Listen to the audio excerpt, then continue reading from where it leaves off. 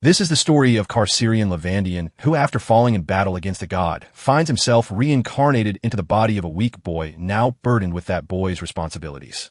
He had to start again from zero to obtain his original power as a sword god. Monsters infiltrated the world, plunging humanity into despair.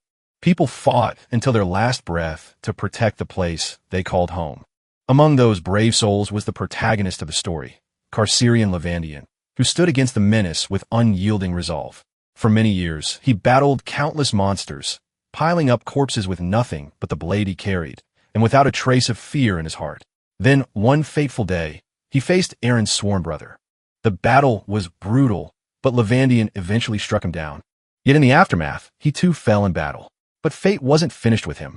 As his soul drifted through an endless void, he encountered a human boy from a distant planet called Earth. The boy's name was Settle Daljan, and he was on the brink of death for reasons unknown. Before dying, he wished to make a final request of Levandian.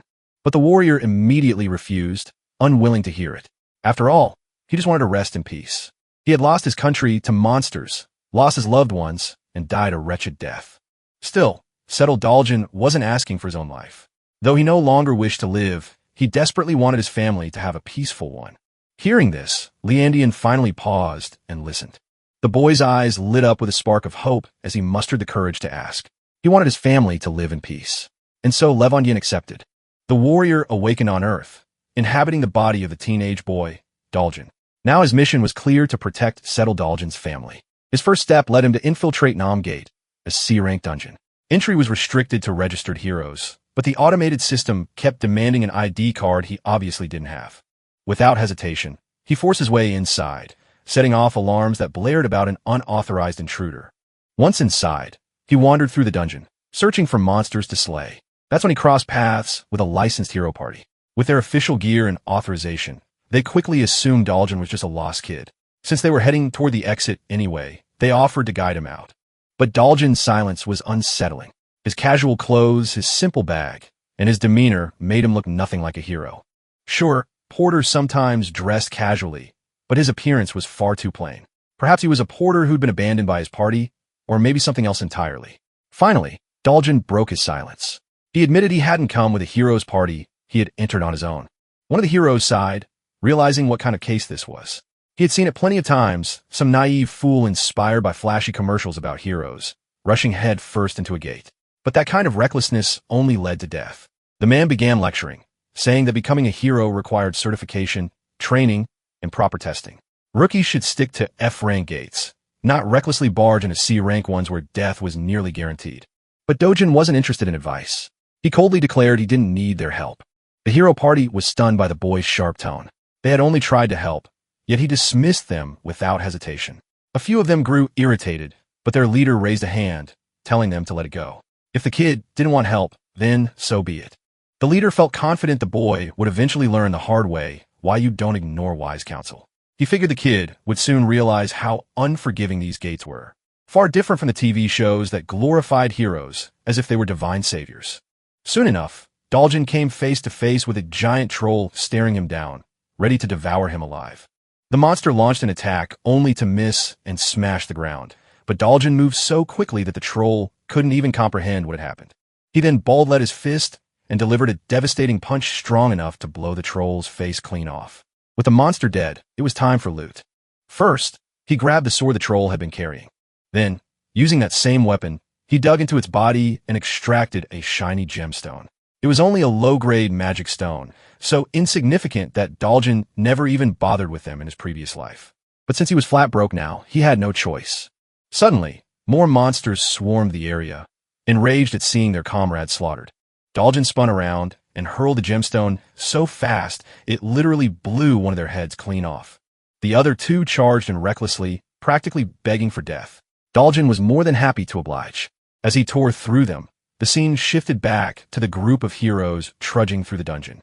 Their minds were still stuck on the encounter with the young man. The orange-haired woman admitted she was worried about Daljan's safety, fearing he might end up dead, but the leader reassured her that was highly unlikely. If he was some unauthorized intruder, agents from the control center would eventually find him. Those agents would always be rank or above. And since this was only a C-rank gate, there was no way he would die here. As long as the kid didn't recklessly charge into battle, his life wasn't in danger. In fact, the leader assumed the arrogant brat was probably trembling in fear, waiting for the agents to save him.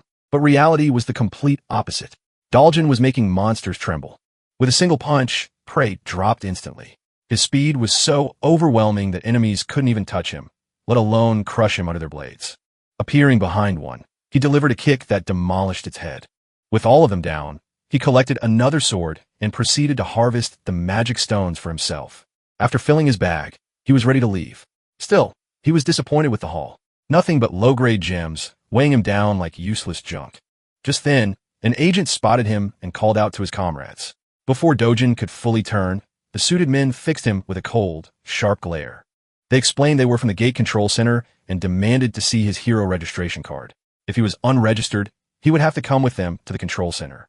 Dojin didn't respond right away, which only made the agent tense up further. His tone grew even colder as he insisted Dojin cooperate and follow the proper procedures. The only response the suits received was annoyance carved into Dojin's face, the unnecessary drama killing his mood. Fed up, he simply turned to leave. Since words weren't working, the suits threatened to handcuff him if he refused to comply, warning that physical force could be used if necessary. One of the more impatient agents dared to grab his hand, threatening him with the injuries he'd sustain if he resisted, insisting that the responsibility would fall solely on his shoulders. The agent urged that it was in everyone's best interest to settle things with words, not violence. But Dojin had heard enough. He snatched the man's hand back and warned him to stop acting like a thorn in his path. The chilling threat made the agent instinctively flinch, a cold shiver racing down his spine. The other two pulled out their magic-infused batons, grade 4 staffs powerful enough to subdue an orc yet far too weak to injure someone like Dojin. With a sharp twist, he forced the agent's wrist back until the man whined in pain. Dojin then issued a final warning. They should leave now if they didn't want to lose the last shred of dignity they still had. Eventually, the duty-bound suits were forced to retaliate with violence. They swung their staffs, trying their best to land a hit, but none succeeded. Dojin retaliated with brutal precision, driving a crushing blow into one man's back before slamming his fist into another's stomach. Finally, he focused on the bespectacled agent, the last one standing. The man tensed, sensing what was about to happen. In an instant, Dojin blurred out of sight, vanishing into thin air. Panic gripped the agent as his target disappeared, only for a sneaky punch to slam into his gut, sending him staggering backward in pain. Fed up with the agent's persistence, Dojin began considering registering as a hero after all. One of the agents assured him that as long as he avoided shady or illegal activities, the control center wouldn't come after him. Curious, Dojin asked about something called a rift, a question that left the agent visibly stunned. Here's the quick context. This world was dotted with countless passages connecting to another realm where strange monsters lived. From the corpses of those monsters came gemstones harvested as valuable energy sources. Because of their importance, the government oversaw these passages to maintain strict control. Government-controlled passages were called gates.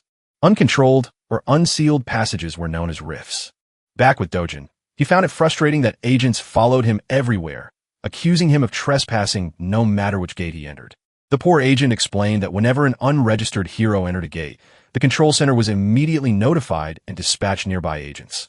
As for rifts, entering one was far riskier. Unlike gates, trespassing into a rift carried strict punishment, no warnings, no plea bargains.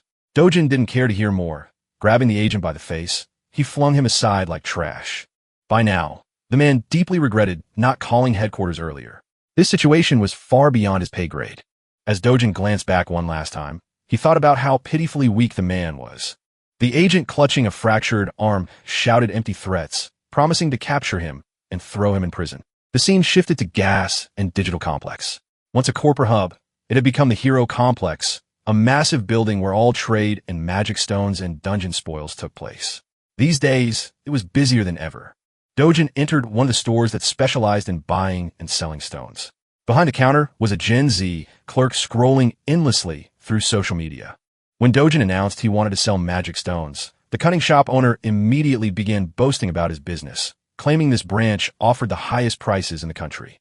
Dojin placed his haul on the counter, a pile of low-grade stones still smeared with monster blood.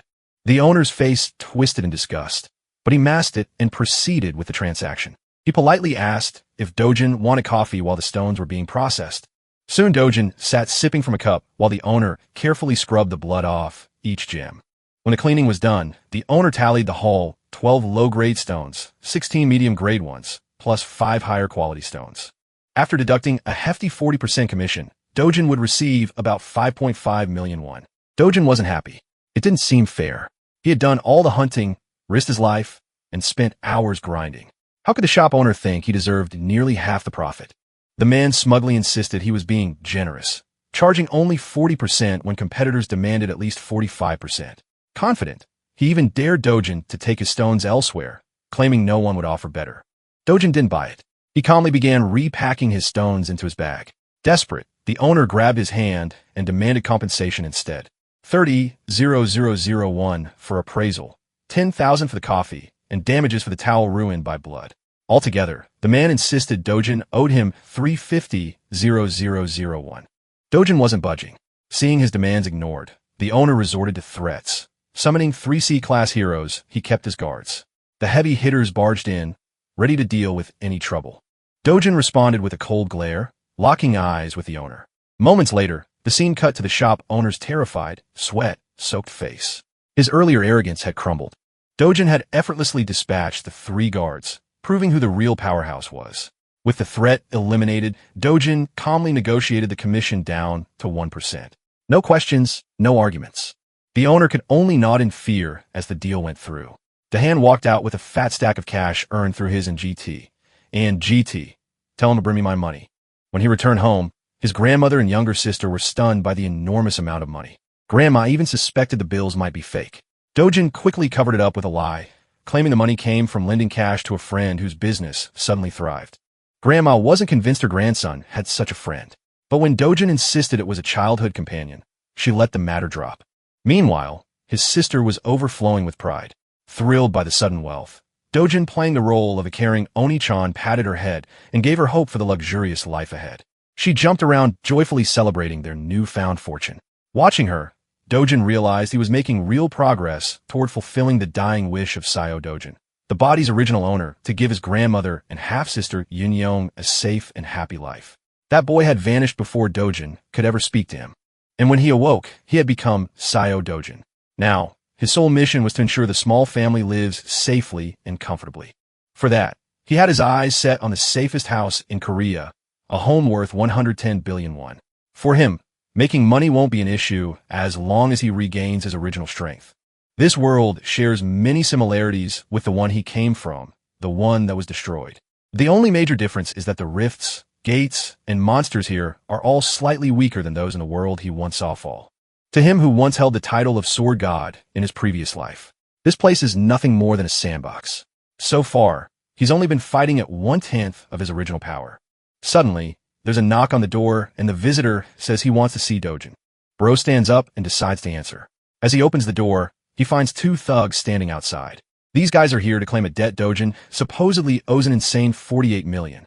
Seeing this, Dojin's sure these are loan sharks. They're from the company Dojin borrowed money from before he left this world for good. Though the amount was supposed to be just 5 million won originally for his grandma's hospital bills, these guys are charging absurd interest and demanding 10 times the original amount in no time. They know he's been making money through gates lately, so they want him to cough up the cash since it's all documented in the contract. But the only repayment these bastards get is a jazzing punch straight into the big guy's face. That single blow sends the thug flying, leaving his partner's jaw hanging in disbelief. Our guy then gives the scrawny bastard a deadly stare to remind him that over 9 million won has already been repaid. So if you do the math, they're the ones who should be paying him interest. With another punch that makes the bastard cry like a baby, Dojin tells him to deliver a message to his boss. Dojin is coming for a visit. The scene then cuts to a bustling shopping mall. There we see sweet little Lee Eun-young lighting up in a teddy bear store. Dojin brought her here for a shopping spree. Today she's free to get anything she wants. You know, our boy wasn't always this soft-hearted in his previous life. It's the original Dojin's memories that revitalized his dry emotions. His heart warms seeing how kindly Dojin treated In-young, even though she's only his half-sister. So now he wants to keep doing the same, giving all the love he can muster for this little girl. The little one finally chooses a stuffed toy she really wants, a small but cute bunny. She picks it modestly, making sure she isn't being extravagant, but Dojin picks an even bigger stuffed toy for her. He doesn't want her to hold back at all. It's her day, and she can pick whatever her heart desires without thinking twice about money. They both treat themselves to some good food, too. As they enjoy their meal, An unfamiliar voice suddenly calls out our boy's name. It's a middle-aged woman followed by a group of bodyguards. This chubby hag seems like yet another trash talker who loves to hate on our boy. First, she criticizes his lousy sense of fashion.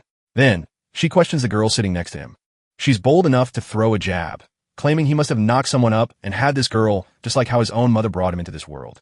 Of course, these sharp insults infuriate our boy beyond measure. Meanwhile, Lian Yang has no clue who this lady is or why she's trash-talking so casually. The woman then promptly turns her attention to the girl and asks her name. The girl introduces herself as Li Enyang, which makes this hag realize she's Dojin's sister. Out of habit, the woman throws another jab at her clothes, calling her a mess. She doesn't even spare their deceased mother. All of this is gnawing at our boy's nerves badly. But for some reason, he holds it in, refusing to lash out despite her provocations. Even this ugly woman is shocked at how Dojin is keeping his composure, not falling for her traps. So, she decides to go one step further. This vile woman is bold enough to ask a child if she knows the meaning of harlot. Well, that's the last straw. Dojin snaps and calls her an ugly woman from the tribe of orcs. Naturally, the woman is left wide-eyed and speechless, caught completely off guard. Let's add some context to why Dojin tolerated her this long. You see, Dojin was born an illegitimate child and lived in poverty.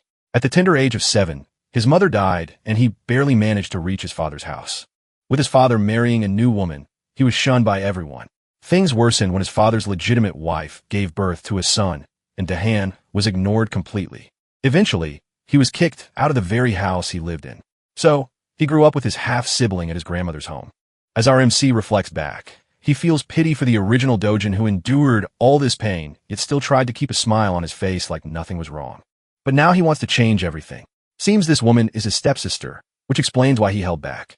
But he won't tolerate her anymore. He recalls how he once shared a roof with this orc of a woman, and she's just as disgusting as ever. Not only is her personality vile and her appearance orsic, she's also dumb as a rock. He crushes her spirit further by dropping brutal truths. She's a wreck with an inferiority complex, projecting her insecurities by calling others ugly.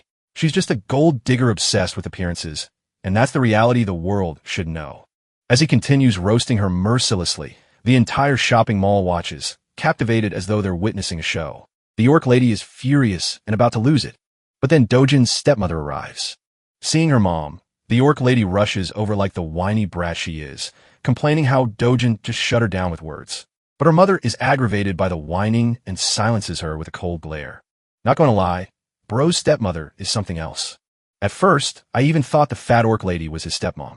The elegant woman turns her attention to Dojin and greets him with utmost grace, inviting him to return home and spend some time with family. But Dojin knows all too well this facade is fake.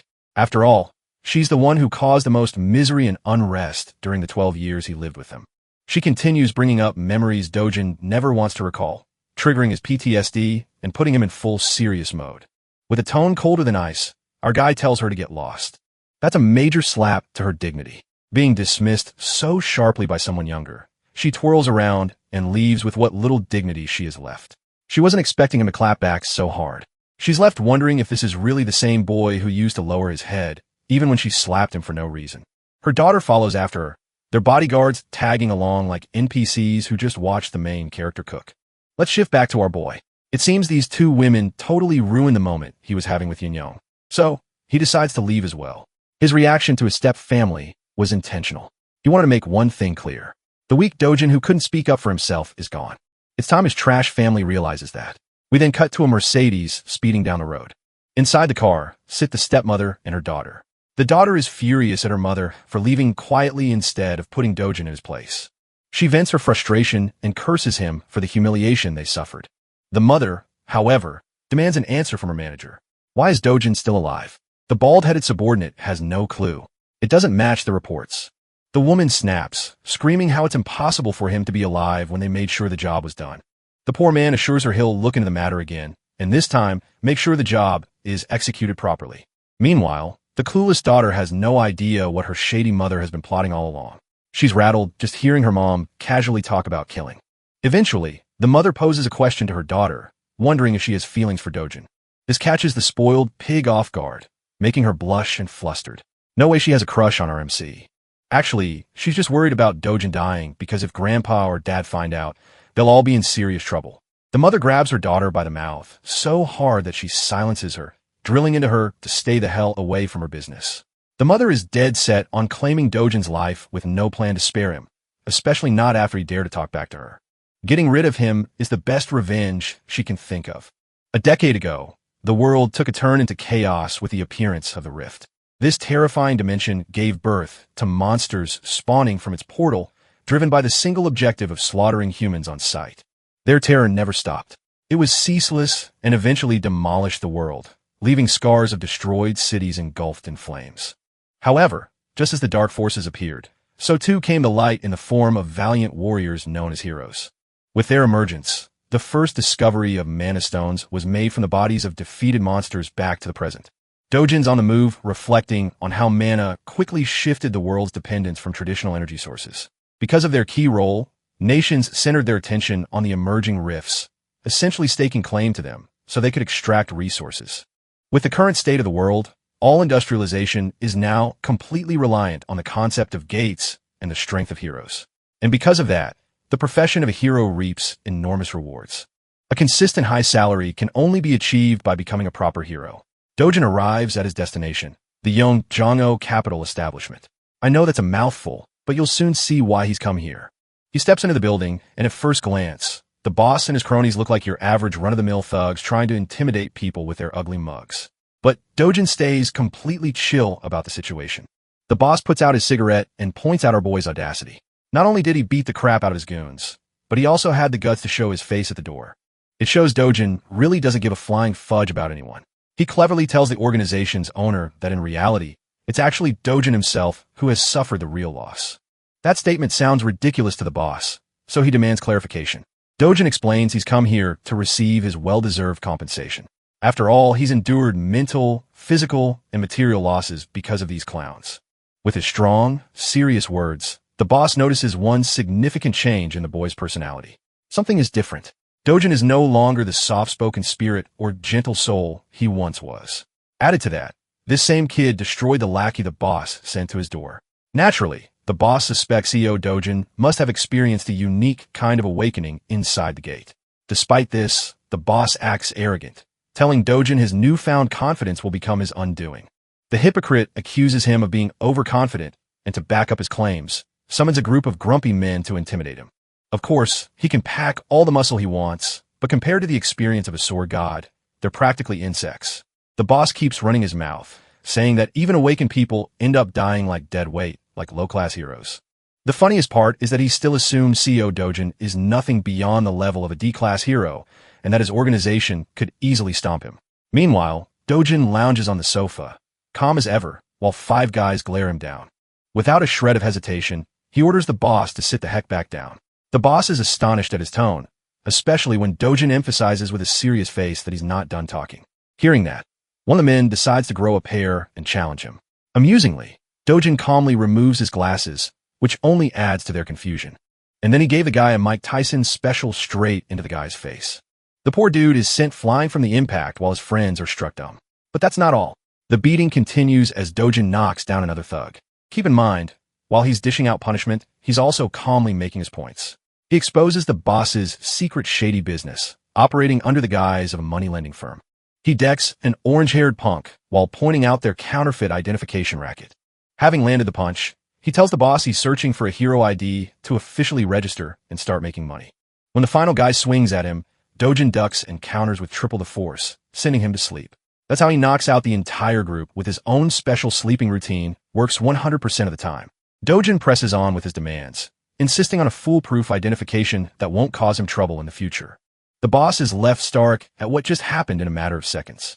Our boy reminds him that he only has one day to forge it. Some of the men hadn't intervened, which is honestly a compliment since they're the kind of NPCs who'd usually challenge God at level 1. The boss is tripping hard, re-evaluating Dojin's strength. At the very least, this kid appears to be B-class. He's so lost in thought that Dojin has to snap him out of it. He accepts the job. Finally, Dojin grabs his shoulder politely, but contrasts it with an intimidating expression. He wants to know if Hiju, his stepmother, ordered the hit on him. Of course, that's exactly the case, as we already know from her earlier conversation with her daughter and assistant. The boss is tongue-tied until Dojin squeezes harder, making him yelp in pain. Even his cronies look helpless for their boss. Also, they should seriously change barbers. Eventually, the boss breaks and reveals her heinous strategy. That cruel, scheming woman wanted to drain Dojin's bank account, forcing him into financial ruin so severe that he'd have no choice but to take his own life. That is the very definition of an evil plan, especially against her own son, even if cast aside. Those were her orders. Dojin listens, and after enough begging and crying, he releases the man, asking if that was also the reason they locked him inside the gate. The boss quickly claims innocence, insisting he had nothing to do with that. He even reveals he wouldn't have been paid if Dojin had died in the gate, which is at least a plausible reason. That alone gets Dojin thinking. He utters the name Kong Cheel, the very man who brought him into the gate in the first place. Effectively, Dojin demands every piece of information about him by tomorrow. With his 2 demands made, he leaves politely, shifting the entire atmosphere of the room compared to when he first entered. After that conversation, Dojin is left in deep contemplation. The real CO Dojin only ever had one desire. He wanted to protect his little sister and his beloved grandmother, no matter what. On top of everything that happened, it just added another layer of misery and showed the kind of life the poor kid had to endure while being helpless. But not to worry, because the sword god was ready to do what he must in order to set the record straight. The following day, guess what? Our boy was officially registered, and he also received 8B rank rating, which was convenient, unlike all the other stories where the main character just ends up at the lowest possible rank for style points. Tapping the card on the machine, he proved the card's legitimacy because it synced his identity with the system. However, it warned him that the rank was still lower than the dangerous quest he was about to take. This was actually pretty annoying to our boy, who thought that maybe he should have forced the bastard to assign him a higher rank so that he wouldn't run into these problems. Despite the system's repetitive warnings not to enter a gate far above his level, Dojin didn't care and went in anyway. Let's talk about the specifics of the Night Island gate. It was actually just a B rank gate, but the logic didn't mean 8B rank hunter could survive it. Heroes were always recommended to be a class higher than the gate rank for mission safety. Anyway, the scale of the dungeon was considered rank D, which meant it was spread out and would be difficult for solo hunting. But the words risk and danger didn't exist in our boy's dictionary. If anything, the worst that could happen was that he'd have to face off against an entire fleet of monsters in a narrow tunnel with little to no room. Dojin smiled at his first opponent, which was a giant serpent with a chaotic purple aura. For most heroes, this would be a sign of terror, but for him, it was a sign of good luck as he prepared his gauntlets to get the battle started. Oh, and by the way, the serpent had a bunch of its friends too. Anyway, they did their best to attack, but it was pointless because our boy was such a killing machine that he snatched and collected the mana stones like the monsters never even existed. The Black Killing Viper was a class of monster known for its hyperactive paralysis poison that could knock anyone down even with the slightest contact. With that in consideration, Dojin charged, propelling himself at bullet speed, and launched a full swing. In a short span of time, he sliced and diced the creature all over its body, splashing blood until he severed the monster in half. With the creature defeated, Dojin noticed his equipment.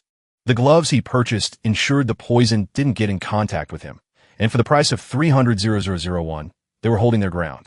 Returning to the hunting session, Dojin turned his attention to 4 more of these ugly, limbless lizards and began blasting right through their heads with his powerful speed. More and more blood splashed out until the vipers were sent to the afterlife. Dojin stood there busy searching for a bunch of magic stones by clawing into the monster's flesh. To his disappointment, there weren't any around, but this was according to the rules of the previous world. In that world, these monsters only had a drop rate of 3% for mana stones. This meant he had to hunt down at least hundreds of them for good loot. Walking along, he discovered skeletons lying around. You might think it was the boss, but it's a huge-ass snake. Anyway, Dojin thought it was a good thing this big guy appeared because now he wouldn't have to worry about getting lost anymore. Spiraling into an immediate strike, he planned to end the battle quickly and return home. But then an unexpected thing happened. Despite having successfully landed a brute strike, his punch didn't have any effect on the creature. Bro just gave him a tattoo on the head instead. While he was in the air and unable to dodge, the creature bashed him into the wall with its tail. Dojin sat there, crash-landed. It probably gave him a reality check about the boss monster's strength. The creature whipped out its poisonous fangs and hissed at him like the average girlfriend when she's hungry. It attempted to bite him down, but luckily he evaded. Using the momentum of his evasive maneuver, he bolted right back into motion with a powerful punch that connected with the creature's body and left more cracks against its hard shell. From this second attack, one thing was made clear to him. The boss monster had an unusually tough exterior, making it a greater challenge than the rest of the vipers he had disposed of. The shell was so powerful at his current level that he couldn't penetrate it with one strike alone. This reversed the situation on him, making him question if he should aim for a different battle strategy. At his original strength, the sword god would have mopped the floor with this beast. But then suddenly, he noticed something, the sword of the warrior who lost his life fighting the boss. And now you guys are about to know why he's called the sword god and not the fist god. Even though the weapon was extremely worn out after the fight, he grabbed hold of it, believing that a sword was only as competent as its wielder. With that knowledge in mind, and the blade armed in his hand, he walked toward the monstrous snake. The creature propelled itself forth to strike him down again, bursting with incredible speed. Dojin responded by leaping high into the air, proudly declaring that the creature should be honored that he was going all out to kill the beast with a sword. Despite the sword's crap condition, this guy unleashed so many flashing cuts in the span of a few strikes that the snake's body was left eviscerated. The serious fight turned into a funny conclusion with the snake dying in the background, while our boy sword was reduced to dust. It was a good thing he wiped the creature out before the blade gave up completely. With the boss monster dead, Dojin thought of a smart idea that I don't really see many other protagonists implement. He took one of the creature's fangs, believing it could be refined into a nice short sword. Considering this his reward for the journey, he exited the gate. By the time he stepped out, it was already a starry night outside. He had spent more time in the B-rank gate than he thought, and with the way things turned out, it only pushed him further to pursue and restore his strength back to full. He was also a bit happy that his old friends didn't get to see this weaker version of him, because that would have been embarrassing. Back from the hunt, he went to appraise and sell the magic stones. Before him, there was another hero who came to present his great stash of mana stones. The cheap-ass receptionist treated him like crap and pointed out that the commission rate was the same at 40%. Even the innocent guy could sense the scam behind that overly high rate. He even called it out, stating his concerns and calling himself a normal guy. The receptionist, just like he did with Dojin, clarified that their rate was actually the lowest among all the appraisal trades. The gate sense rate was 5%, but that was without taxes. From the perspective of the sleazy appraiser, this was a great deal for heroes to earn good money.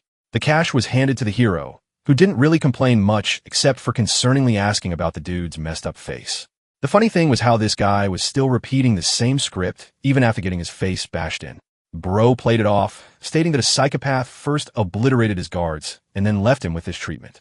The hero thought it was actually the fault of the receptionist for keeping low-ranking guards around at the C rank level. After all, rank wasn't the only thing that mattered in their world. Skill played a huge role, too. Rank was actually a false representation of one's abilities and only updated to keep the system intact. The hero wisely mentioned that people of the same rank had a huge variance in skills and abilities, so they couldn't all be treated the same. Joker of a receptionist just wanted him to stop yapping and leave already, which he did, offering to help the little dude out if he ever needed something. As he left, our boy walked right past him, looking as cold as ever. Upon seeing him once, the receptionist flinched and bugged the hell out. He pointed at Dojin, shouting that this was the psychopath that made a mess out of him. Turning back to face them both, the hero was actually pretty impressed. He noticed our boy's lean physique for his height. Still, the fact that he made a mess of the guards spiraled the man to gear up for a fight, questioning if he was the troublemaker. The one thing I liked about this guy was that he wasn't offended over petty reasons. He genuinely believed that Dojin was misusing his powers as a hero by bullying civilians in his normal life. The receptionist enjoyed the show knowing this guy was actually a 7-year veteran hero. If something happened here, the man had plenty of connections he could use to drag Dojin down by name. Without giving a damn about who he was, our boy turned back and simply told the boomer to piss off. This only provoked the guy further, because now it really looked like Dojin was challenging him. Dojin asked if the guy was looking for exact revenge. Hearing those words, the veteran hero was provoked. However, being a responsible hero and with all his experience, he knew it was unwise to take battles against other heroes, as it almost always resulted in deaths. It's actually an even higher rate of death than a fight against monsters. Recalling that fact, Dahan calmly turns his back, leaving the receptionist speechless. Dojin turns to the sleazy appraiser and asks if he's got a problem he wants to bring up. Before the guy can answer, he tosses a bag full of magic stones to appraise and convert into money. These precious, shiny stones are all high-grade magic stones, which really begs the question of who this guy really is from the receptionist's perspective. After calculating, the total comes to 150 million. It seems like a lot at first glance, but to Dojin, it's far too little for a single day's worth of hunting. He asks for the cash, but the receptionist reminds him of the commission rate they need to calculate beforehand, which draws a scary look from our boy. Remembering that the rate is only 1% in their deal, He cools down and tells the guy to hand over the rest of the amount. Inside the mind of the hilarious appraiser, he wants to beat the hell out of the guy for having so much audacity, but that's only in his imagination. Speaking of which, the receptionist explains that there has to be approval from upper management for such a huge amount. Without wasting another breath, Dojin demands that he get the approval immediately. The guy quickly phones his boss, whispering the details of the situation. But before he can smoothly wrap up a deal, Dojin snatches the phone and directly tells the boss to hurry up with the payment. The boss is fine with doing so, but asks for the phone to be handed back to the employee. Returning it with pleasure, Dojin accidentally smashes the phone into the wall. The employee trembles at the sight of his shattered device, as Dojin instructs him to quickly prepare the money, now that things are cleared up. And that's how the receptionist prepared numerous bags full of cash for the transaction. By the end, the guy is left devastated at being forced in such a way. Maybe you feel pity for him, but remember, he scams nearly half of what ordinary heroes earn after risking their lives. He's a scumbag. 10 minutes later, the boss storms into the store, enraged that his employee wasn't answering the phone. The hilarious part, the receptionist immediately throws in the towel and resigns on the spot. The boss then sees the smashed phone on the wall, giving him a clear idea of what went down. Seeing this, he pulls out his own phone to call Julian, requesting that she come at once. Julian appears as a famous young woman with striking purplish-pink hair. She's so recognizable in public that people cheer her name. Who knew Julian treating her like a celebrity? Not to mention, she looks stylish as hell in her outfit. She arrives at the store stunning the receptionist with her presence, greeting him with a smile. There's a big reason why everyone's making such a fuss about her. She's the country's 4th S-rank hero, nothing short of amazing. Rumors have spread that she's the niece of the boss, but he still questions what she's doing here. Confirming the claims, Julian explains that she came on behalf of her uncle's request to deal with a reckless hero. Intrigued, the stylish S-ranker sits down, ready to hear what's going on. In the next scene, we find our boy with his absolutely ripped body meditating in the sun. It's true that he's been hunting all day, and yet the rewards he reaped weren't amazing. With things going this way, he's worried about the future. First and foremost, he needs to reach a level where he can clear S-rank gates on his own. That means training to restore his original strength. Dojin's biggest challenge in this current life is that unlike his previous world, the mana density here is thin. Even if he does his best to gather mana at his current rate, it will take at least 3 years to come close to his original strength, longer if things get rough. On the bright side, he could aim for better battle equipment. But the issue is that even the worst equipment costs hundreds of millions, making it a waste of money. Suddenly, a chill runs down his spine as he senses a dangerous presence. Fixating his sight on Lee Yun-young, he grabs the little girl at full speed and demands that everyone go inside immediately. Back inside, he shuts the room as his grandma anxiously questions what's happening. The entire structure shakes with a loud quake, making his grandmother flinch and ask in terror if it's an earthquake. Little Lee Yun-young panics, but the truth is something only our boy knows. This isn't just an earthquake. It's something else. Dojin senses the sharp, violent energy outside. A rift has just cleaved open into their world, manifesting directly on top of their house. Rushing to handle the problem, he tells his loved ones to stay inside, as the situation outside is too dangerous.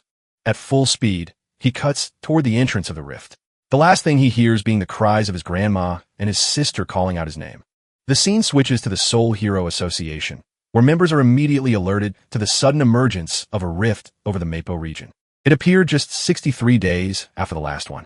Realizing that the White Lion Guild is the closest to Mappo, the manager instructs his staff to contact the guild and alert nearby heroes to contain the situation.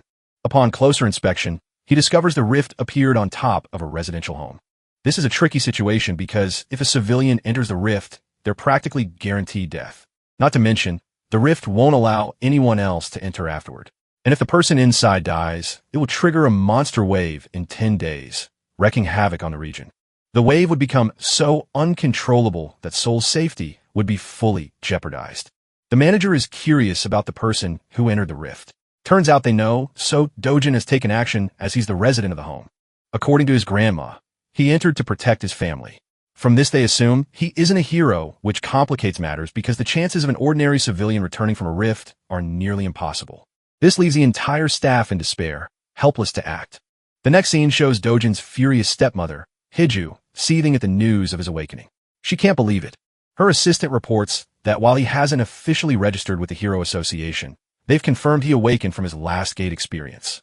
This frustrates her because Kong Shield was supposed to finish the job, but instead made her target stronger. Enraged, she smashes her fist on the table, questioning why they couldn't manage to kill him themselves. The fact that they also took money for a failed job only fuels her anger. Roaring at Manager Lee, she declares her frustration with Kong Shiel, sending him a message. If he doesn't kill Dojin personally, he'll owe her 10 times the amount in return. But to her surprise, her assistant reveals they may not even need to contact him anymore. A new rift has appeared directly on top of Dojin's house, and since he entered, it's almost certain he won't make it out alive. Hiju is delighted, calming down as she orders the assistant to monitor the situation until more news arrives. Meanwhile, our boy has just arrived in the rift's domain. It's a forest, specifically the forest of Petishua, the same place he once enjoyed in his youth. The forest is recreated exactly as he remembers. Even the rich mana inside, carrying the same weight. Following the path, he smiles at the sight of the mighty world tree. This divine tree exudes pure mana, the very core of the world's stability. When the old world fell, it began with this tree being incinerated forever, disrupting the flow of mana. But here in this rift dimension, the tree remains intact exactly as he remembers it. Though unaware of the cause, one thing is certain, and he has a chance to reclaim the mana he lost by absorbing it from the tree. Meditating beneath its excellent flow of mana, our boy's strength becomes clearer and clearer. He spent more than 3 days sitting exactly like this, forgetting to eat, drink, or even tend to his bodily needs. 10 whole days passed, and all he could focus on was harmonizing his breathing. By the end of the 10th night, trouble came looking for him and disrupted his meditation. These alien-like creatures are called the Volcana, and they've come to burn the tree just like they did in the past. Only this time, our boy is there to prevent the tragedy from happening again. The creatures lunge forward to attack him, while Jan regrets not having a water element sword to wipe them all out with ease. The burning monsters roar as they make their way toward him. But our boy is overflowing with mana now. So much so that he no longer cares about a weapon. He himself is the weapon, and those hands are rated E for everyone. Extending his hand toward the monsters, he exerts so much authority from his mana alone that it knocks one of them down. The second creature is stunned by his ability. Let's break down what just happened. What he used there is called mana release, and it's not exactly telekinesis. It's a blaster-type attack that detonates raw mana as a strike. It had been a long time since he used this ability in such a way considering he had been low on reserves all this time. Anyway, the volcanic creatures aren't done yet. To retaliate, they release charged blasts from their mouths. These pulsing laser beams shoot straight toward our boy, who appears calmer than ever. His mana alone is enough to shield him from damage. Stepping toward the creatures ignited with a burst of mana, he remarks that he's finally protected the world tree. Now he's ready to play around a bit and enjoy the fruits of his training. The ugly bastards prepare another energy blast attack, but our boy quickly catches 2 of them and forces their mouths shut. Their own attack builds up inside until it explodes, leaving behind a headless corpse of flames. The bodies wither away, dropping 2 valuable magic stones for him to claim, but that's only a couple of them down. Dojin is ecstatic, thrilled to unlock something called the Eternal Ember. After defeating these monsters, joyfully cutting his way through and smacking them down with a grin, he's finally glad to steal a massive load of mana stones from them. The one-sided slaughter continues until he wipes out every last one. Dojin has basically hit the jackpot with how many stones they're dropping among them. He also discovers a small coin or seed glowing gold. This is the Eternal Ember which he picks up in his hand. With this, he regains control of even more of his power as he crushes the ember and unlocks its flames. Normally, the ideal strategy here would be to keep absorbing mana from the world tree. However, his body has already reached its physical limit for mana absorption. The second method is absorbing the ember itself, which completely alters the state of his mana, transforming it into fire mana, and he does exactly that as his body erupts with a rush of flame energy. In his previous life, he had no need for this and ignored the Eternal Ember entirely. But now, it's required for him to absorb them fully, and it takes about 10 minutes just to complete one. Luckily, he's collected a whole batch, so his goal is to absorb as many as possible. Meanwhile, the appearance of the rift sparks public interest. Reporters swarm around his house, while agents and association staff protect the area. Bangu is furious at one man's arrogance for entering the rift prematurely. Then we meet another key figure, Kim Hune, our protagonist with blue hair. He sympathizes with Dojin's decision to save his sister, but Sean-good doesn't buy it. Instead, he accuses Dojin of rushing in like a greedy fool, ignoring the consequences. If Dojin were to die in the rift, the entire place would become a detonation ground for monsters to pour out. That's the real issue. Kim Hoon-ae asks for Gilma's input, but apparently Gilma has decided to just stick to protocol. Kim Hoon-ae also questions the recent rise of rifts appearing across the globe in places like the US, China, Switzerland, Turkey, and the UK. Gilma is having a hard time managing them all at once, especially since this phenomenon doesn't happen every day. Some nations easily contain the threat, but South Korea is facing a disaster. All thanks to one man. Soo is so pissed that he wants to beat the crap out of the guy inside, and is begging the rift to spit him out already. Speaking of the gargantuan Purple Gate, 28 days have passed since its first appearance. The same amount of time Dojin has been inside. The Hero Association is panicking, already classifying the threat as a level 1 wave. Dojin's identity hasn't been revealed yet for privacy reasons, so the public only knows him as an ordinary person. But while the world is clueless, the boss of a money-lending organization catches on quickly. His assistant confirms the report, verifying Dojin's involvement. Kimin, the right-hand man of the president, Wang Chong, is curious about Dojin's chances of survival. The assistant claims that an ordinary person has less than a 1% chance of survival. But the mere mention of Dojin as ordinary makes Chong laugh. After all, that same ordinary person put his men in the hospital and left them bandaged for weeks. From the world's perspective, they're vastly underestimating him. Chong then asks about the survival chances of an awakened individual. For that, his assistant explains it depends on the hero's level, making it hard to judge without proper data. Even Chong admits that combat ability differs from survival ability, and a rift makes things far more complicated.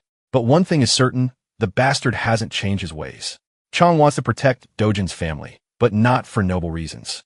Nah, this scumbag intends to sell the organs of his loved ones in case he doesn't make it back. And even if he does, he's going to pin the blame of debt on him for taking care. This guy is the embodiment of a leech. The scene transitions to the mesmerizing world tree. Here, our boy is going full speed into his training arc as his body is now thriving with flame mana. He doesn't even know how much time has passed, but he's been grinding by absorbing hundreds of the fire stones. With this, he's acquired so much fire mana that he can use it and manipulate it in any way he deems fit. Not to mention his resistance to the flames has increased as a side effect. Comparing his past self with his current self on the basis of fire attribute alone, he thinks he surpassed his past self in a small capacity by mastering this ability. Embracing the world tree, he shares a tender moment with it. It's always served him in a time of need, even in the past, and even now. Because of that, Dojin is grateful for everything it has done for him. As for his mana stones, he's made up a small bag using vines to store them all. With the stones collected and stashed, Dojin fully understands that he'll probably never get to see the angelic tree again. But even still, he's hoping for their paths to cross if the divine tree ever finds itself in danger. Because when that happens, he will be ready to protect it with his life. Now, I don't know about you guys, but I really enjoyed this gentle scene. That night, Dojin finally steps out into the outside world, emerging from the rift as a whole. Luckily, he doesn't sense anyone to be around, suspecting that most people probably thought he already died inside and that a monster wave would pop out at any time. However, he does detect the presence of someone strong nearby. Deciding to chase them down, he rushes to find the source. Shortly afterwards, he stumbles across the two agents, one pissed off and the other relaxed, both Kim Hoon-ae and Sean-go from last time. Now he understands that these guys probably represent the association from their outfit alone, which means in the off chance he gets caught, things will get really problematic. To combat that issue, he whirls up a ball of flame and chucks it into the air with a forceful lunge. That attack winds up finding its way across the building, resulting in a loud explosion upon detonation. Both Kim Hoon-ae and Sean-go were on red alert the moment they heard the crashing sound. Realizing that it's actually fire, they decide to chase after it. Though they discover a bunch of people standing in horror. Sean-go questions what the hell is going on in the chaos. Meanwhile, our boy is impressed with his flame power so far. Its precision is good, so it will do him wonders. In the memory of his old friend called Tusk, he wonders if the mage would be impressed by his current level of flames. After all, Tusk was known to be the strongest fire mage on the continent, and they shared a good bond. Suddenly, Kim Hun's sharp senses alert him to look for the rift. It appears to be acting up, and right before their eyes, it disappears into the mist. Both of the agents rush to the site to see what's going on. When they arrive, they can't believe that the rift's connection to their world is no more. As for our boy, he's just making his way to his next destination without any problems. News breaks out the following morning concerning the state of the rift that lasted for a month in Bo. It is announced that the rift disappeared 29 days after CO Dojin entered the zone, proving the concerns of the Hero Association to be wrong about the monster wave. They have no idea about the unexpected disappearance of the rift, and they're currently investigating what went down. They also have trouble dealing with the cause of the fire that broke out at the time of the rift's disappearance in a junkyard. Now, this leads most people to believe that Seo Dojin is dead and that this is just a consequence of his own actions. Unbeknownst to them, our boy is hidden in plain sight, observing the conflicting opinions of the people as some are sympathizing with the boy who lost his life. Unfortunately, the disappearance of the rift is devastating news for our MC. He's heartbroken that he can't interact with the World Tree anymore. Even though he can't protect the World Tree, there is still one other thing he can protect in his life. This brings us right back to the HCS capital. Inside, the idiots are busy celebrating the death of Dojin, believing they can easily get rid of the old granny and his sister afterwards. Chong is just the kind of guy to squeeze people to death. After all, one bastard even talks about letting the little sister grow up so they can use her in other ways. While they're chatting without policing their own words, a familiar voice greets them and demands to see their boss. The scene cuts there, and we shift to Chong humming and going about his day, satisfied that Dojin is finally out of the way and dead for good. His assistant reviews their appointments for today. Apparently, he's free for the most part except for a lunch with another CEO. Hearing that, he's happy because tonight he can enjoy partying to his heart's content at a club under Miss Kong. It's basically senseless chatter until he steps into the building. And as he climbs the stairs, he finds his men being tossed around like playthings. Their blood is splattered everywhere, and the cause of it all is someone he presumed to be dead. Our boy throws him to the ground and tells the guy to crawl back to him like a dog. That bone-chilling order makes the president of the company quiver. Our boy acts like the real leader of the group and takes his seat in the chair. He then repeats his command to the ignorant Chong, who is still processing the weight of that shameless order. Without wasting time, he crawls like a dog, ruthless as ever. Dojin then orders him to bark as he deserves to be treated like an animal. His loud and clear command has Chong whining in humiliation. It takes him a second to bark successfully, but our boy is not satisfied. He personally makes sure to turn him into an animal by forcing him to bark repeatedly for everyone to hear.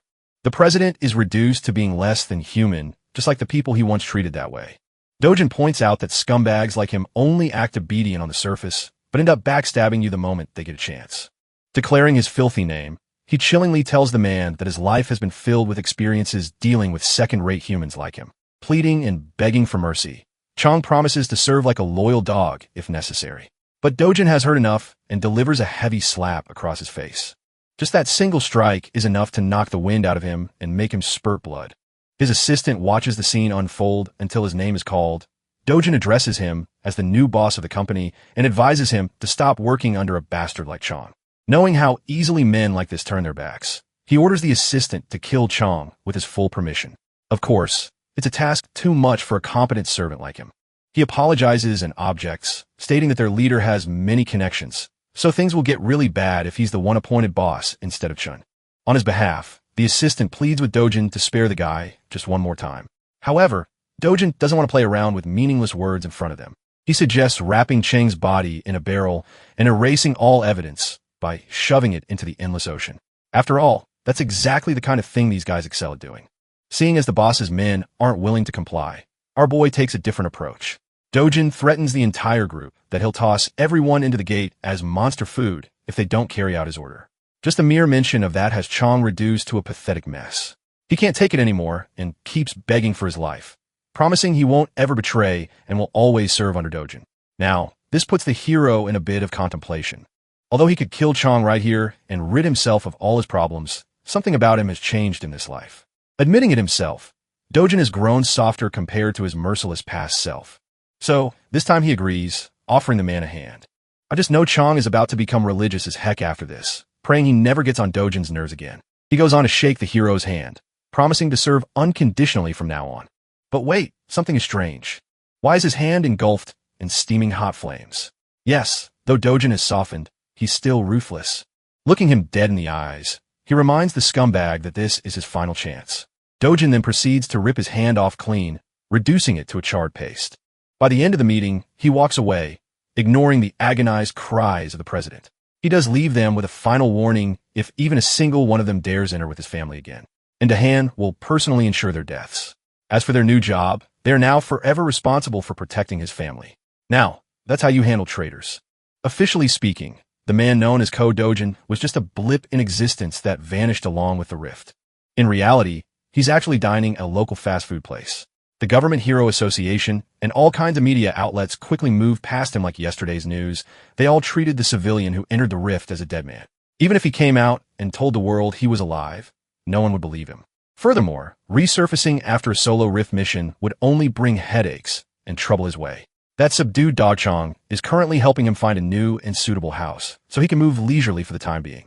Dojin finally got the chance to feed his sister some delicious fast food. He also told her about their plan to move to a better neighborhood, and she could not be happier. Now she can attend kindergarten like kids her age and enter elementary school the next year. When the topic of school came up, little Lee Yun-young and LT, Unk and GT's mood took a turn for the worse. Dojin was alarmed. He is used to slaughtering abominable beasts. But comforting a child is not in his arsenal. He was taken aback when his sister confessed that other kids tease her for being an orphan. Hearing his adorable sister's plight broke big bro Dojun's heart. If she doesn't want to associate with mean kids, she doesn't have to. Those little brats will get what's coming to them eventually. Finding out she wouldn't have to attend kindergarten just to be bullied anymore. Lee Yun-young was ecstatic. Inwardly, Dojin is already devising a plan to send his little sister to a prestigious private school where no one would dare look down on her.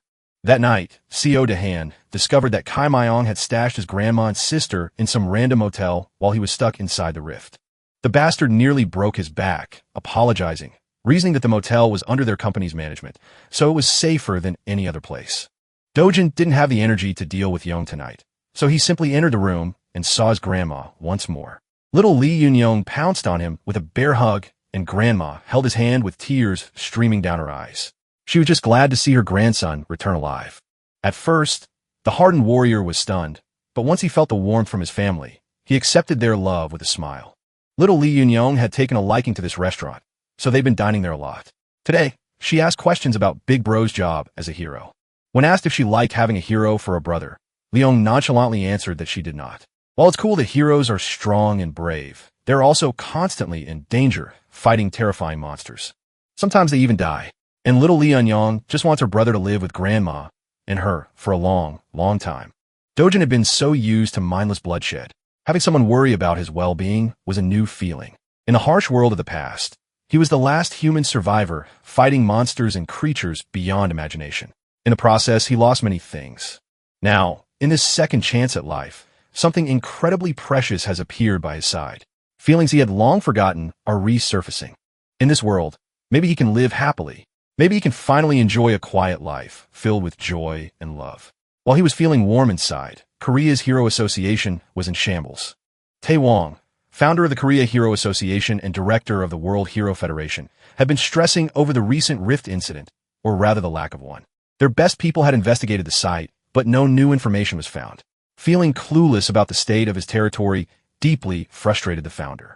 It's not far-fetched to believe that a spontaneously disappearing rift could potentially reappear at any time. His assistant tried to agree with his worries, remarking that it might have been better if a wave had occurred. At least then they wouldn't have to deal with so many unknown variables. Director Tae Wong cut her off before his anger grew. While he was concerned about uncertainties, he thought it fortunate that no one had been harmed. Tae Wong is one of the top 100 most respected and strongest heroes in the world. It's widely speculated that if he ever ran for president, he would easily win with the most votes in history. His words and influence alone could topple domestic conglomerates if he wished. Thankfully, his interests lie neither in political power nor in corporate wealth. The only thing he truly cares about is the safety of his people. In other words, he's the real deal. Even if it takes time, he insists on a more thorough investigation of the rift's perimeter. The residents nearby have already agreed to sell their properties to the association, so that won't be a problem. As a consolation, Tae Wong wants to offer them more than market price for their homes, the least they could do after causing such inconvenience. All reliable sources have relayed that multiple rifts have begun appearing in different countries. No matter how you look at it, something big is happening. The United States and China have already entered the control stages of their rifts. Among the major nations, the United Kingdom is facing the biggest problem. While reliable and veteran heroes have been dispatched to clear the other rifts, the United Kingdom squad was simply hot garbage. Speaking of them, the month-long mission to get rid of the UK rift has finally crumbled in a catastrophic defeat. The UK rift wave occurrence has officially begun. The city and its people are going about their day like they normally would. Amongst the crowd was CEO Dojin, blending in with the pedestrians. Today, his destination is his favorite shop in the hero complex. When he entered the door, the dude manning the counter gave him a greeting by instinct, but froze in shock upon seeing his face. Every strand of hair on his body stood in terror at the sight of the black-haired young man. Today, his manager is in the store, so he won't have to deal with this sadistic customer alone. The manager promptly closed the paper he was reading and lifted his gaze. His voice was controlled, but tinged with anger. This is the guy who's been forcing his pushover cashier into buying low-grade crystals. Dojin lazily removed his backpack and tossed it on the ground. It's actually good that the manager is here, so the sale of his magic crystals would proceed faster. Mr. Manager expected another batch of low-grade crystals to spill on the floor. He's not interested in such small-time business. Dojin does not like being turned away when all he wants is fair trade. The manager or any other sane business owner cannot afford to accept just a 1% fee. It would be better if the young man just left. Dojin asserted that refusing to do business with him would be a massive mistake that Mr. Manager would regret. The manager continued shooing the young man away, not even bothering to look at the bag. This is the last warning he'll give before things go down. In response, Dojin kicked the backpack, spilling its contents across the tiles. Being experienced crystal traders, both the cashier and the manager immediately recognized the properties of those rocks. That crude bag was actually filled with the hero's magic crystals, a legendary treasure that money cannot buy. Dojin has a rough idea of how much these things are worth. He knows he's holding premium stuff. You see, the hero's magic crystal was once used by an infamous Mexican drug lord, Corsaman, in New Age drug manufacturing. One night, a laboratory accident changed the course of his life and the world's perspective on such a little rock. The hero's magic crystal caused Corman to awaken as a powerful hero. Since then, the crystal has become a priceless item for hero awakenings and mana enhancement. Such an incredibly rare energy source can only be classified as an ultra high-end product. As a power move, Dojin ordered the schmucks to pack their stuff back up, and he left. Mr. Manager quickly changed his dismissive and arrogant tone into a welcoming one. He even escorted the young man to their VIP seats and offered drinks while his cashier polished the crystals. Dojin enjoyed flipping the situation on its head. 1 second, he was being driven away. The next, he was sipping on an iced beverage. His opening demand was full price with a 0.5% commission. As soon as the manager showed any sign of binging, he threatened to pull the deal. In prior trades, Dojin had agreed to 1%. Now he was lowering that already abysmal rate even further, frankly, just out of annoyance. In response, the manager lowered his head and tried to give the sincerest apology he could muster. But Dojin was tired of hearing empty apologies. They could either accept his rate or he'd take his business elsewhere. It was that simple. At the counter, the cashier was inwardly cursing Dojin for being such a rude prick. Seeing that his acting wouldn't convince the kid to give him a bigger cut, the manager locked in and gave a lengthy lecture about magic crystal markets and pricing. Dojin didn't have time to listen to such long-winded yapping. He finished his drink and got up from his seat, making the manager panic. Feeling the deal of a lifetime slipping away from his fingers, the manager offered a 9% commission. It didn't work, so he proposed 8%. This continued from 8 to 7, 6, and 5. In that range, his shop wouldn't be making any profit at all. While the manager was in the pits of despair, saw Dojin pounced and agreed to settle for 1% out of respect for their past dealings. Inwardly, the manager wanted to scream and curse the blatant extortionist, but he just couldn't let go of the product. The next words out of Dojin's mouth nearly made the manager piss his pants in excitement. Aside from the one he brought today, he had about 7 more bags of those priceless crystals. With that, the contract was quickly produced and signed. After a few minutes of officiating the deal, 67 billion won entered saw Dojin's bank account. That's about $48 million. At this rate, his 110 billion won house didn't seem so far off. The problem was that getting more high-grade magic crystals through normal gates was a time sink. If he could find a way to freely travel through rift zones, he could easily farm treasures like a madman. While looking at his phone screen, an administrative message was sent out to everyone in the country. The wave outbreak in the southern region of the United Kingdom had finally been announced to the general public. In the meantime, everyone was banned from traveling to the UK. After reading about a real problem in the real world, Dojin lost interest in messing with the shop manager. In the past, no matter the country or which association was involved, he might have intervened to seal the rift himself, but he's not that guy anymore. He has more fulfilling matters to attend to. Tonight, dinner is on Dojin, and they're getting expensive meat. Little Lee Yun and LT, Unk and GT, S mouth watered at the sight of pork and beef marbling over the grill. The expensive meat and succulent side dishes just kept on coming to the table. Worried that they were spending too much given the price tag on the menu, Grandma slowed down and asked her grandson if this was okay. 250,001 for 100G is pretty steep. Dojin dismissed her worries right away after making a killing with his crystal harvest. They could eat as much as they wanted, and it wouldn't even make a dent in his bank account. Lai Yunyang and LT, Unk and GT. S first bite made her fall in love with the taste of the wildly luxurious beef. Dojin kept adding more and more to the grill as Grandma watched in apprehension. Hell, another package of fresh ribs, prime ribeye, strip loin, and skirt meat was on its way to the table soon. At this point, the scale was just ridiculous. How could 2.5 people even finish that much food? While Grandma was underestimating the appetite of the protagonist to ease her worries, little Lee Yunyong convinced Grandma to give the expensive stuff a try. Unable to refuse the offer of her sweet girl, Grandma caved. One bite of that expensive meat was all it took for all her worries to dissipate into nothing. Afterward, the happy family enjoyed their extravagant dinner filled with smiles and laughter. Unbeknownst to Dojin, an attention-grabbing young woman just entered the restaurant. The necks of the other guests almost broke wherever she passed by. The woman made a beeline towards Saad Dojin and decisively called his attention. She just wanted to talk with him for a moment. Nothing more, nothing less. Before she could elaborate on her reason, Dojin cut her off for interrupting his family's dinner. If she wants to say something to him, she should come back when the freaking meal is over. Jian pulled out the name card, hoping that the young man would change his tone upon her name. Much to his dismay, Dojin just kept on grilling and eating meat, disregarding her presence altogether. And so, the renowned S-rank hunter swallowed her pride and patiently sat in the restaurant's waiting room. With a star like her sitting within normal people's vicinity, she naturally became the center of attention. Men and women kept stealing glances at the woman standing at the pinnacle of heroism. She's not only fourth in the national rankings for S-class heroes, but most people would also even place her within the top 10 most beautiful heroes in the world list. Every civilian around was asking the same thing in their minds. Who the hell is making Jian wait?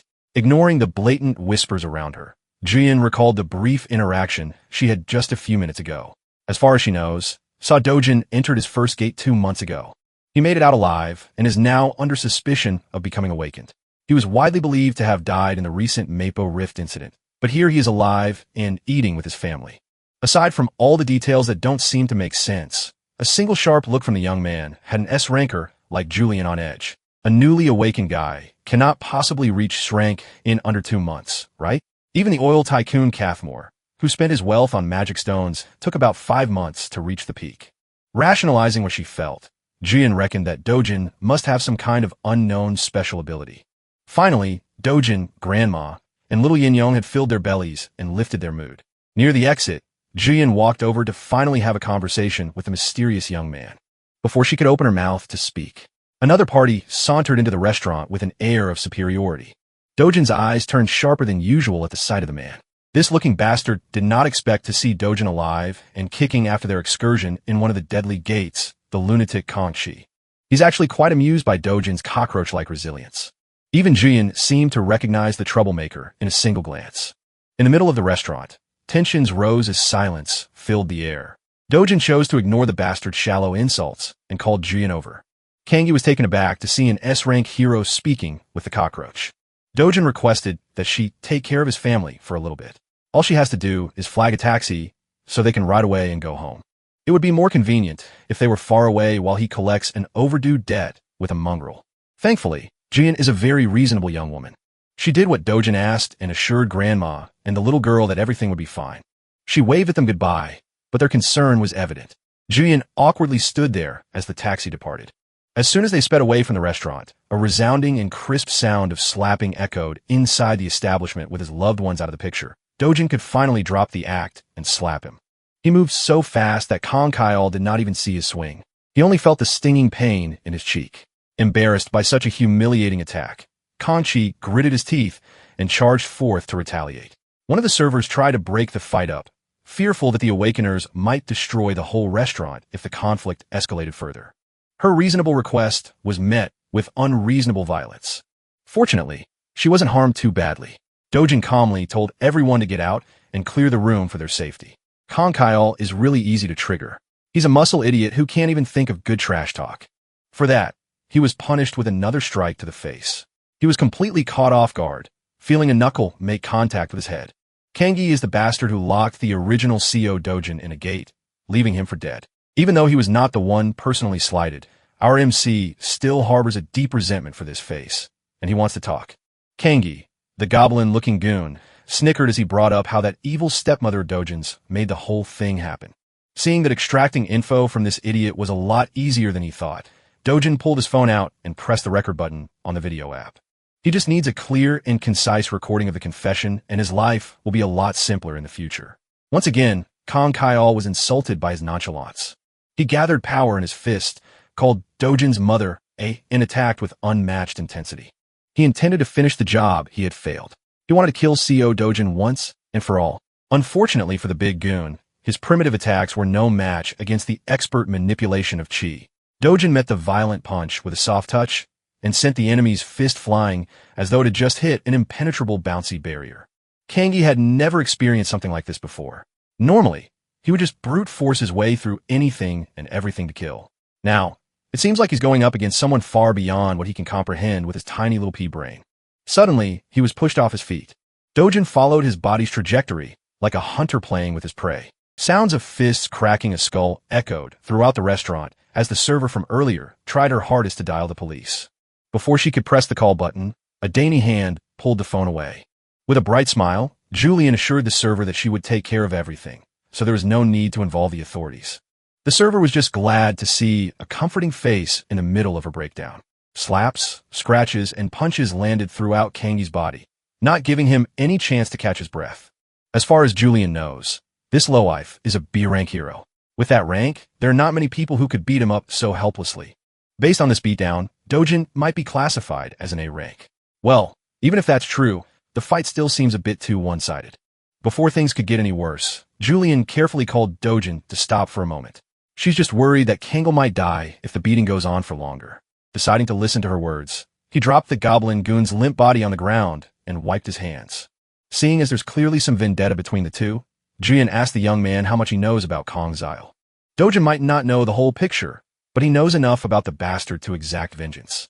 Julian warned him that this piece of dirt, Kangol, is connected to Kong Chiong, an S-rank hero. Well, Dojin already knew that fact, and he didn't see any problems. Julian had never met anyone so reckless and insane. This dude doesn't even care about whatever consequences he might face at the hands of an S-ranker. Julian elaborated that Kong Chiong is very protective of his delinquent cousin. This restaurant incident will surely reach the ears of that powerhouse. When that happens, blood will be spilled. Dojin scoffed at Julian and LT, Unk and GT's worries. He's the last person who would be afraid of some hotshot Sranker. More than the problems for the future, he's more annoyed at the fact that Julian knows so much about his life. Now, the goblin goon is down. Dojin's enmity has transferred to the nosy S-ranker. Face to face, the feral young man stared her down. Julian was not a pushover by any means. She won't cave from a simple, intimidating eye contact. Changing the subject, she apologized for the sudden visit and brought up her agenda. She was just asked by her uncle to come by and talk. After she found out about the bag of Hero's magic crystals he sold off, Julian wanted to get her hands on the rest. She is willing to buy every piece he has, no matter the price. Dojin warned her that it won't be cheap. He has a lot of precious treasure stockpiled after all. She assured him that the assets of an established S-rank hero are beyond normal people's imagination. Well, it's not like he's opposed to selling his goods. He just has one condition before transacting. It's nothing much really, just a little favor. At least for someone as renowned as Julian, that is. Elsewhere in the city, the sound of expensive alcohol bottles hitting the floor could be heard. Dojin's evil stepmother was crashing out upon learning new information about her allegedly dead stepson. Her people were so sure that the kid died in the rift. Yet now she's receiving word about how Dojin survived like a resilient cockroach. Press F for Baldy here. Having a boss like her can't possibly be fun. You can't blame him for the misinformation. Even the Hero Association labeled Dojin dead. Evil stepmother didn't want to hear excuses. She wanted actions instead. To make things worse, they just received news about Kong Xile's defeat at the hands of Dojin. At this point, it's safe to assume that Ko Han already knows who's really responsible for his attempted murder. Hearing that she might be implicated, evil stepmom gulped in terror. She's not afraid of Dojin. She's more concerned about the trouble it will bring when her father or husband finds out about her dealings. She can cover everything up, but if word gets out to the media, the group's stock price will plummet. So, she ordered her people to intercept the media. If they mess up, TR and Group will surely cut all deals and advertisements. First and foremost, the police must also be on their payroll. In that regard, Evil Stepmom's people had already moved to cover all bases. Knowing that they had at least a